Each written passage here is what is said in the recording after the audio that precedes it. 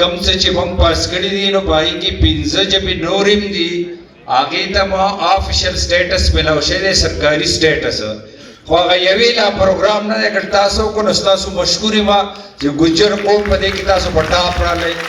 نننی پروګرام چې و نو هغه په دې حواله سره و چې ګجري ژبه د پارلمان ژبه وګرځولی شوه په خیبر پښتونخوا اسمبلی کې.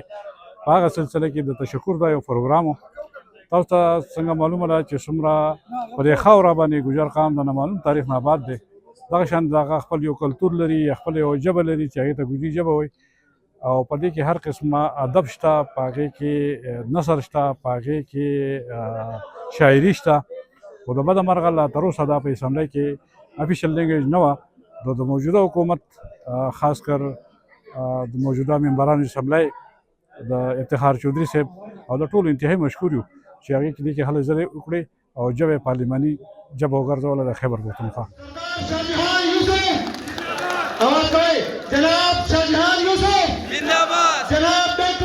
نن زمونږ د ملکن ډیویژن نه زمونږ ټول قومي مشران چې دلته راټول شوي دا صرف او صرف په 1 پوینټ ایجنډا باندې و چې زمونږ کومه ګوجري ژبه ده دا پارلماني ژبه چې دغه ګرځول شوې ده په صوبایي اسمبلی کې.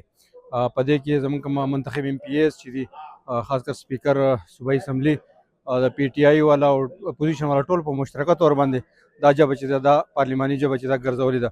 همدغه سلسله کې نن د اظهار تشکر کنونشن و چې په هغه کې په زرګونو تنانو شرکت وکړو او د خلکو شکریه هم ادا کړه او دا مطالبه هم وکړه چې ګوجرو ژبه دا د په نصاب کې هم شامل شي او نصابي ژبه دې هم وګرځول شي. سابق منسٹر فضل حکیم صاحب تشریف لائے، ان کا بھی شکریہ ادا کرتا ہوں. تمام مہمانوں کو اس پنڈال میں آنے پر هغه صوبایي حکومت منظور کړی و، هغې قانوني کارروایي شو نو دا ټول دغه چې و نو دا په هغې باندې و او الحمدلله هغه وشو. ټول خلک چې دی نو راغلي وو، MPA-ګان او MNA-ګان او د علاقې مشران او د هر قوم خلک پکې ناست وو او مونږ چې دی نو ډېر زیات د دې خلکو شکریه ادا کوو چې دا څه ټایم دی او چا اوبه نه دي څښلي، ډوډۍ چا نه ده خوړلې او زموږ اورېدو ته او زموږ ملګرو ته او زموږ قام ته او زموږ نسب ته ناست وو. نو سره ستا د ټولو خلکو شکریه ادا کوو.